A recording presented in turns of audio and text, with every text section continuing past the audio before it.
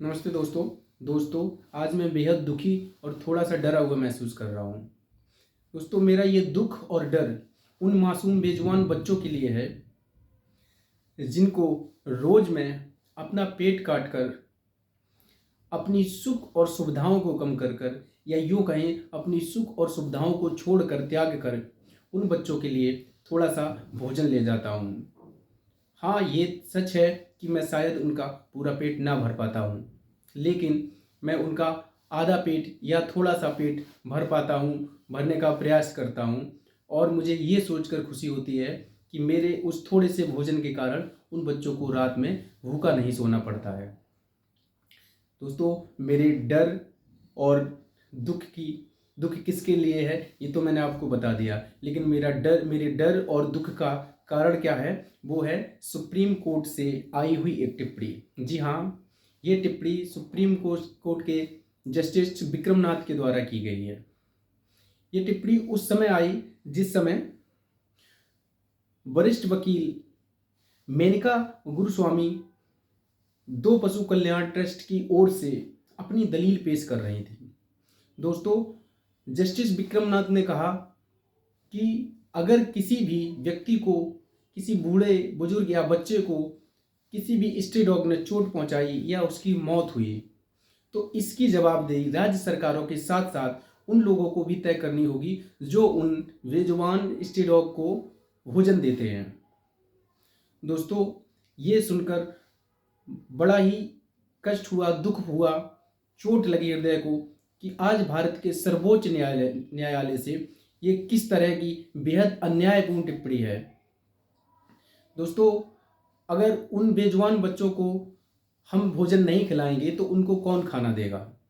और अगर इस तरह की टिप्पणियां अगर सुप्रीम कोर्ट से आएंगी तो लोगों में एक डर का माहौल भी होगा, जिससे शायद वो उन बच्चों को खाना खिलाना बंद कर दें, क्योंकि उनके खिलाफ कोई कार्रवाई ना हो। इसलिए मेरी बात अलग है, मैं डरूंगा नहीं, मैं डटा रहूंगा, क्योंकि उन बच्चों से जो मेरा प्रेम है, जो मेरा करुणा का रिश्ता है, वो मुझे डरने नहीं देगा। दोस्तों, मैं सुप्रीम कोर्ट से एक निवेदन करना चाहूँगा, मैं सभी राज्य सरकारों से एक निवेदन करना चाहूँगा कि आप इन बच्चों के साथ इस तरह का दुर्व्यवहार ना करके इनके लिए कोई और उपाय भी ढूंढ सकते हैं। आप समय से और सही से बच्चों की संख्या की जानकारी करके उनका स्टेलाइजेशन और वैक्सीनेशन भी करवा सकते हैं। दोस्तों, आज सुप्रीम कोर्ट इस तरह की टिप्पणियां करता है कि किसी मासूम को खाना खिलाने के लिए आपको दंड भुगतना होगा। तो दोस्तों, मैं एक बात कहना चाहूँगा कि अहिंसा परमो धर्मा की भारत भूमि से इस तरह के अगर फैसले सर्वोच्च न्यायालय से आने लगेंगे तो लोगों का न्याय से विश्वास उठ जाएगा। दोस्तों, मैं कहना चाहूँगा अपने सभी पशु प्रेमी भाइयों से कि आपको डरने की ज़रूरत नहीं है, आपको पीछे हटने की ज़रूरत नहीं है। अगर आप डर जाएंगे ना तो ये बेजुबान बच्चे जो हैं वो भूखे मर जाएंगे। आप डटे रहिए, आप इनके साथ खड़े रहिए, आपका जो इनके साथ करुणा और प्रेम और समझ का जो दया का रिश्ता है वो बनाए रखिए। हम सब आपके साथ हैं, हम सब एक हैं, हम सबको एकजुट होने की ज़रूरत है।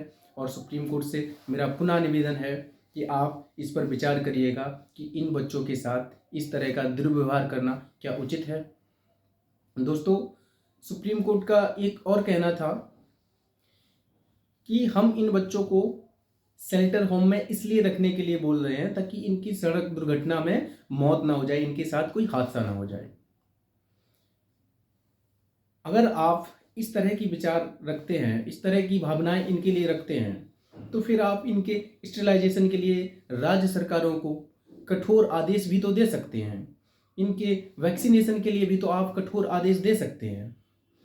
रही बात कि सुप्रीम कोर्ट द्वारा एक टिप्पणी की गई थी कि सुबह कौन सा डॉग किस मूड में है ये क्या पता है, वो कब काट लेगा कब नहीं काट लेगा ये क्या पता है। आप उचित कह रहे हैं, आपकी बिल्कुल उचित जो सोच है, विचार है, बिल्कुल उचित है। लेकिन मैं ये भी सवाल करना चाहूँगा, अगर इसी तरह से भारत की जो महिलाओं के साथ में बर्बरता हो रही है, उनके साथ में जो हिंसा हो रही है, उनके साथ में जो यौन उत्पीड़न हो रहा है, अगर वो सुप्रीम कोर्ट से इस चीज़ की गुहार करें कि माननीय, क्या पता कि कौन सा पुरुष किस महिला के लिए किस भावना के साथ सुबह घूम रहा है, टहल रहा है, क्या पता कि किस पुरुष की महिलाओं के लिए कौन सी भावना है, कहीं ऐसा ना हो वो किसी महिला का रेप कर दे।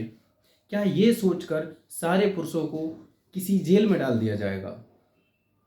दोस्तों, मेरी एक ही मांग है कि भारत जैसी सर्वोच्च न्यायालय से इस तरह की टिप्पणियां ना आए तो हम लोगों के लिए थोड़ा बेहतर हो जाएगा।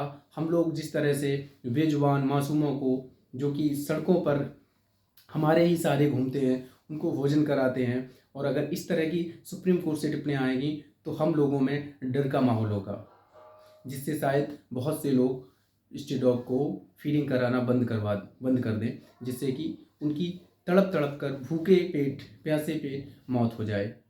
इस पर सभी लोग विचार करिएगा। धन्यवाद।